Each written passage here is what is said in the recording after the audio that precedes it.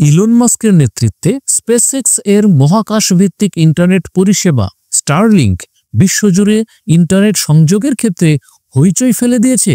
বাংলাদেশেও এর প্রবেশ নিয়ে চলছে আগমনী গুঞ্জন। কিন্তু আসলে কি হতে পারে ইলন মাস্কের মাস্টার প্ল্যান? কিভাবে এই প্রকল্প কাজ করে এবং এটি আমাদের জীবনে কি পরিবর্তন আনবে? আসুন জেনে নেই। স্টারলিংক হলো স্পেসএক্সের একটি স্যাটেলাইট ইন্টারনেট পরিষেবা যা পৃথিবীর যে কোনো স্থানে দ্রুতগতির ইন্টারনেট পৌঁছে দেওয়ার লক্ষ্যে কাজ করছে। বর্তমানে আমাদের ইন্টারনেট সংযোগ প্রধানত বিচ্ছিন্ন অপটিক্যাল ফাইবার ও মোবাইল নেটওয়ার্কের উপর নির্ভরশীল, কিন্তু স্টারলিংক হাজার হাজার স্যাটেলাইট ব্যবহার করে সরাসরি ইন্টারনেট সরবরাহ করবে। এটি হবে উচ্চ গতির ব্রডব্যান্ড ইন্টারনেট, যেখানে নেই কোনো তার বা মোবাইল টাওয়ারের ঝামেলা। বাংলাদেশে শহরাঞ্চলে ইন্টারনেট সহজলভ্য হলেও গ্রাম ও প্রত্যন্ত অঞ্চলে এখনও উচ্চগতির ইন্টারনেট সুবিধা পৌঁছায়নি। এখানে স্টারলিংক গুরুত্বপূর্ণ ভূমিকা রাখতে পারে, কারণ এটি সরাসরি স্যাটেলাইট থেকে ইন্টারনেট সরবরাহ করে, যার ফলে মোবাইল টাওয়ার বা ফাইবার অপটিক কেবলের প্রয়োজন হয় না। চলুন জেনে নিই স্টারলিংক কিভাবে কাজ করে। স্টারলিংকের সিস্টেম মূলত তিনটি অংশে ভাগ করা যায়।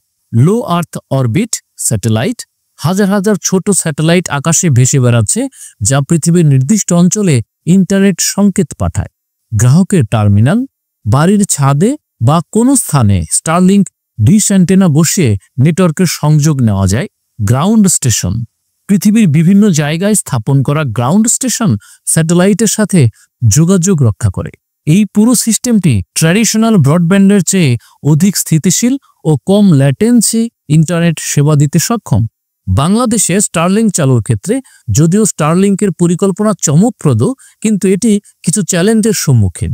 বাংলাদেশের টেলিযোগাযোগ খাতে নিয়ন্ত্রক সংস্থা বিটিআরসি এর অনুমোদন পেতে হবে। বর্তমান বিশ্বব্যাপী স্টারলিংক পরিষেবার মূল্য ও সাবস্ক্রিপশন ফি তুলনামূলক বেশি, প্রতি মাসে প্রায় $99 থেকে $120, যা বাংলাদেশের জন্য চ্যালেঞ্জ হতে পারে। তবে ভবিষ্যতে এটি কম মূল্যে পাওয়া যেতে পারে। স্টারলিংক চালু হলে বাংলাদেশের বর্তমান স্থানীয় ইন্টারনেট সেবা প্রতিষ্ঠান বা ব্রডব্যান্ড অপারেটর যেমন গ্রামীণফোন, রবি, বাংলালিংক, এয়ারটেল, বিডিকম, লিংক3 এর জন্য এটি নতুন প্রতিযোগিতার সৃষ্টি করতে পারে। এবার জানব ইলন মাস্কের মাস্টার প্ল্যান কি। প্রথমত, ইলন মাস্ক পুরো পৃথিবীতে সাশ্রয়ী মূল্যের ইন্টারনেট পৌঁছে দিতে চান, বিশেষ করে গ্রাম ও দুর্গম এলাকায় যেখানে এখনো ইন্টারনেট নেই। দ্বিতীয়ত, স্টারলিংক ভবিষ্যতে মঙ্গল গ্রহে ইন্টারনেট সংযোগের প্রস্তুতি হিসেবে কাজ করবে। মঙ্গল গ্রহে মানব বসতি স্থাপনের জন্য ইন্টারনেট অপরিহার্য। তৃতীয়ত, ইন্টারনেট পরিষেবা থেকে প্রাপ্ত আয় স্পেসএক্সের ভবিষ্যৎ মহাকাশ প্রকল্পের তহবিল জোগাড় করতে সাহায্য করবে। চতুর্থত, ডিজিটাল বাংলাদেশকে এগিয়ে নেওয়া। যদি বাংলাদেশে স্টারলিংক চালু হয় তাহলে ই-কমার্স, রিমোট ওয়ার্ক, ফ্রিল্যান্সিং এবং অনলাইন এডুকেশনের ক্ষেত্রে এটি গুরুত্বপূর্ণ অবদান রাখতে পারবে। স্টারলিংক প্রজেক্টের মাধ্যমে বাংলাদেশের শিক্ষার্থীরা, ব্যবসায়ী এবং সাধারণ জনগণ উচ্চগতির ইন্টারনেট সুবিধা পাবেন।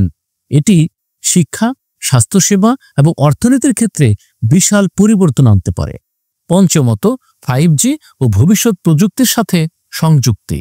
স্টারলিংকের মাধ্যমে বাংলাদেশে দ্রুতগতির ইন্টারনেট আসলে 5G, AI, IoT এবং স্মার্ট টেকনোলজি উন্নয়নে সাহায্য করতে পারে। তাই বাংলাদেশের জন্য ইলন মাস্কের মাস্টার প্ল্যান হলো সমগ্র দেশের প্রত্যন্ত অঞ্চলগুলোতে দ্রুতগতির ইন্টারনেট সুবিধা পৌঁছানো।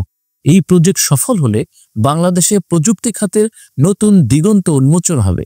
স্টারলিংক শুধু ইন্টারনেট বিপ্লবী নয়, এটি ভবিষ্যৎ মানুষকে মহাকাশে বসতি স্থাপনের পথও দেখাবে। আপনার কি মতামত? স্টারলিংক কি সত্যিই ইন্টারনেটের ভবিষ্যৎ, নাকি এটি শুধুই এক উচ্চাকাঙ্ক্ষী স্বপ্ন? আপনি কি চান বাংলাদেশে স্টারলিংক আসুক? শীঘ্রই কমেন্ট করুন।